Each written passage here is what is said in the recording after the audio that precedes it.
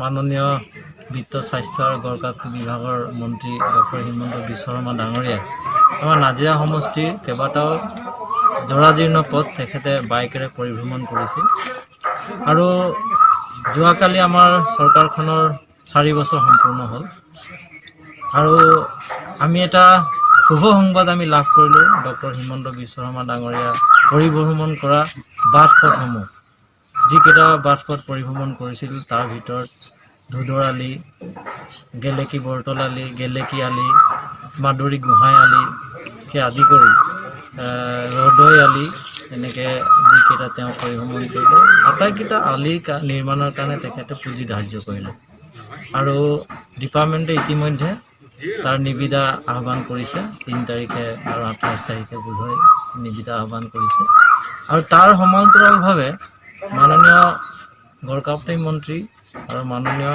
মুখ্যমন্ত্ৰীৰ তৎপৰতাত আমাৰ আটাইতকৈ এটা নাজিৰা সমষ্টিৰ গুৰুত্বপূৰ্ণ পথ মেকিপুৰ বৰহিল সংযোগী যিটো পথ, য'ত নেকি এটা আহোম স্বৰ্গদেউৰ দিনৰ এটা মনুমেণ্টছ আছে বৰহিল, সেই বৰহিল সংযোগী পথ, সেই পথটোৰ নিৰ্মাণৰ বাবেও মাননীয় মন্ত্ৰী ডাঙৰীয়াই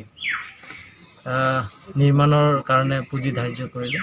তাৰ কাৰণেও আমি তেখেতক বিশেষভাৱে ধন্যবাদ জ্ঞাপন কৰিলোঁ আৰু এই গোটেইখিনি পথ নিৰ্মাণৰ কাৰণে 3টা পেকেজত এই টকাখিনি আবণ্টন দিছে, প্ৰায় 63 কোটি টকা আৰু ইতিমধ্যে আমাৰ চৰকাৰখনে যোৱা 3টা বছৰত এই 63 কোটি সংযোগ কৰিলে প্ৰায় 150 কোটি টকা নাজিৰা সমষ্টিৰ ৰাস্তা ঘাট উন্নয়নৰ কাৰণে পুঁজি আবণ্টন দিছে।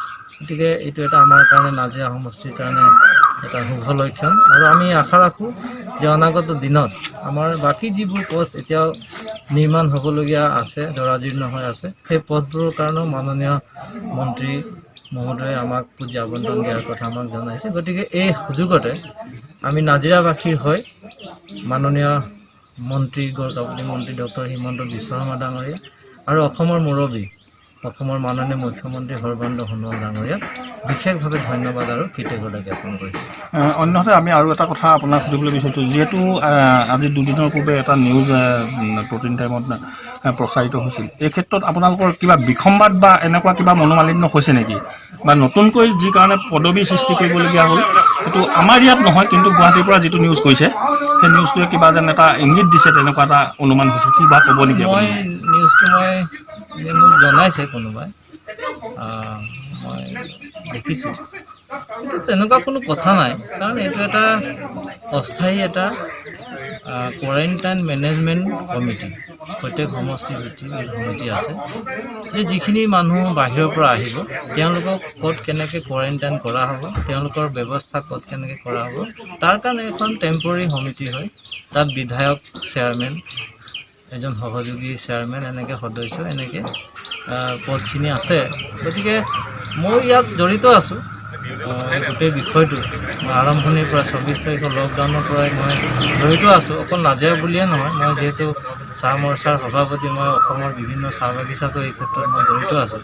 গতিকে মোক এটা দায়িত্ব দিছে, উপদেষ্টা পদটো দিছে সেই সমিতিখনত।